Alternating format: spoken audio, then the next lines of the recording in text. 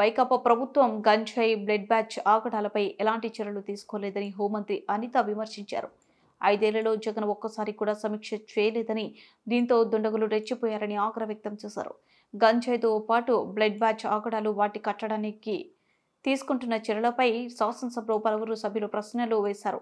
వీటికి హోంమంత్రి సమాధానం ఇచ్చారు. కూటమి ప్రభుత్వం అధికారంలోకి వచ్చినప్పటి నుంచి గంజాయి కట్టడికి చర్యలు చేపడతామని అనిత తెలిపారు.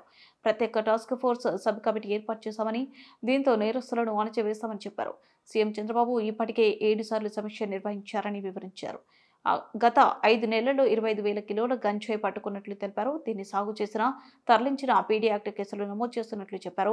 ఆస్తులు సైతం జప్తు చేసేలా చర్యలు తీసుకుంటున్నట్లు వెల్లడించారు. లాస్ట్ 5 సంవత్సరాలు ఇందాక సభ్యులు మన వాసు గారు మాట్లాడినప్పుడు కనీసం గాంజాయి మీద కానీ గాంజా బ్యాచ్ గురించి కానీ బ్లేడ్ బ్యాచ్ గురించి కానీ దౌర్భాగ్యం ఏంటంటే ఒక సీఎం స్థాయిలో ఉన్న వ్యక్తి ఏ రోజు కూడా ఒక రివ్యూ తీసుకోకపోవడం, ఒక ఇన్ఫర్మేషన్ కనీసం తెప్పించుకోకపోవడం అధ్యక్ష.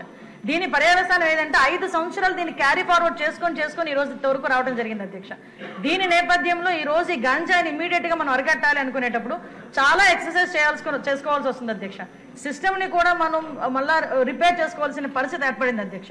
ఇంతకు ముందు గాంజాయికి సంబంధించి పైనుంచి ఏజెన్సీ నుంచి కిందకు వచ్చే సిచ్యువేషన్ లో ఎన్ని చెక్ పోస్టులు ఉన్నాయని నేను వైజాగ్ సిపి గారిని ఒకసారి నేను హోమ్ మినిస్టర్ అయిన వెంటనే మాట్లాడితే కేవలం 2 సీసీ కెమెరాలు ఉన్నాయి, చెక్ పోస్టులు ఉన్నాయి, దాని దగ్గర 2 సీసీ కెమెరాలు ఉన్నాయని చెప్పారు అధ్యక్ష. అంటే చెక్ పోస్టులు కూడా పెట్టుకోలేని పరిస్థితులు అయిపోయింది. ఈ రోజు మళ్ళా తిరిగి గాంజా నిర్మూలనకి పర్టికులర్ గా ఎక్కడెక్కడైతే ఏరియాస్ నుంచి అయితే మనకి ట్రాన్స్పోర్ట్ జరుగుతుందో ఆ ట్రాన్స్పోర్ట్ అన్ని ఏరియాలలోని కూడా చెక్ పోస్టులు ఏర్పాటు చేసుకున్నాం. చెక్ పోస్టుల దగ్గర సీసీ కెమెరాస్ ఏర్పాటు చేసుకున్నాం అధ్యక్ష. ఏ గాంజా తీసుకునే వ్యక్తి కూడా ఎక్కడ కూడా తప్పించుకోకూడదనే ఉద్దేశంతోనే సర్వేలెన్స్ కింద సీసీ కెమెరాలు ఆల్రెడీ ఫిక్స్ చేస్తున్నాం అధ్యక్ష. దీని నేపథ్యంలోనే మనం అర్థం చేసుకుంటే అధ్యక్ష, ఈ 5 నెలల కాలంలో మనం వచ్చిన ఎన్డీఏ గవర్నమెంట్ వచ్చిన 5 నెలల కాలంలోనే సుమారుగా 25,000 కేజీల గాంజాని ఈ రోజు పట్టుకొని గవర్నమెంట్ స్వాధీనం చేసుకునే పరిస్థితి, పోలీస్ డిపార్ట్మెంట్ వాళ్ళు పట్టుకుని స్వాధీనం చేసుకునే పరిస్థితి కనిపించింది అధ్యక్ష.